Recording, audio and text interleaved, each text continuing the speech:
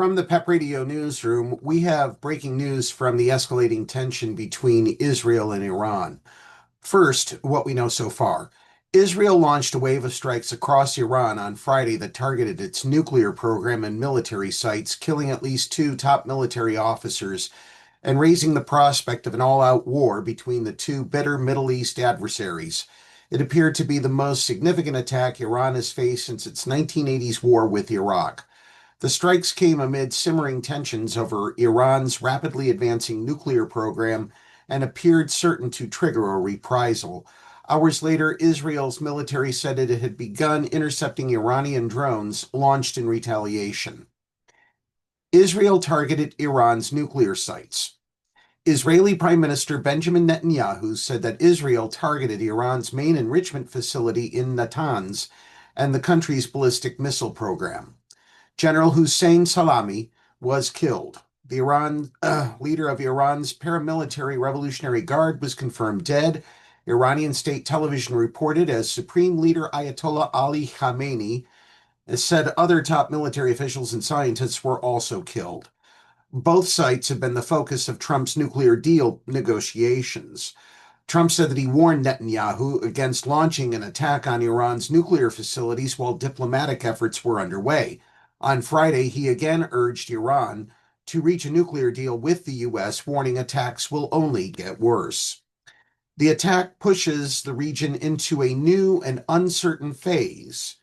The deaths of top Iranian officials also marks a significant blow to Tehran's governing theocracy and an immediate escalation of the conflict with Israel.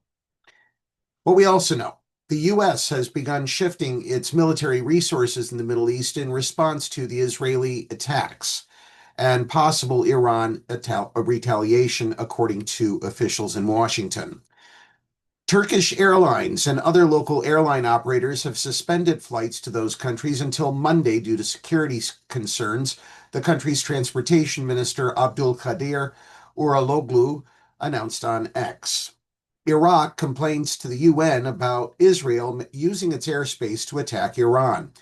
Early Friday morning, many in Iraq reported hearing warplanes and the sounds of explosions they were believed to be the firing of missiles from Iraqi airspace.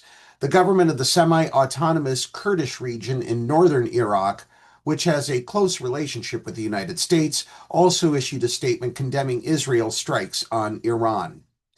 Both Egyptian and German foreign ministers have warned against regional escalation.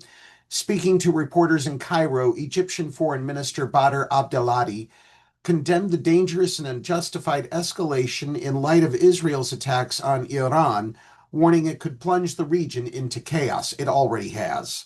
Meanwhile, his German counterpart, Johann Wadenpool, expressed concern over Israel's military strikes and Iran's retaliatory launch of hundreds of drones toward Israel, calling the developments deeply worrying. Abdelhadi affirmed that nuclear non-proliferation is among top Egyptian policy priorities. Wadenpool, meanwhile, raised concerns about Iran's nuclear program. Prime Minister Benjamin Netanyahu has called allied leaders in Germany, India, and France. A statement from Israel's Prime Minister Benjamin Netanyahu's office said the leaders expressed understanding for Israel's defense needs against the threat of Iranian annihilation. He was expected to speak with Donald Trump, Vladimir Putin, and Keir Starmer later in the day. Israel's Foreign Minister Gideon Sa'ar was also reaching out to European leaders throughout the day.